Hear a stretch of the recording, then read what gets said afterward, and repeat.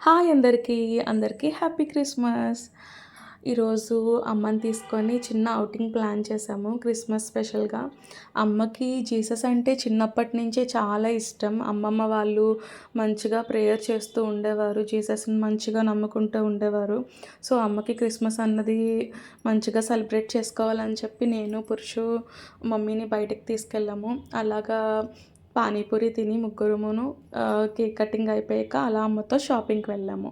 మ్యాక్స్‌కి వెళ్ళాము. Next mummy ఏమన్నా కొనుక్కుంటదనుకుంటే మమ్మీకి అక్కడ డ్రెసెస్ అవి కొంచెం అంత ఇదిగా నచ్చలేదు. ఎందుకంటే అక్కడ ప్రైజెస్ కూడా ఎక్కువ ఉంటాయి కాబట్టి.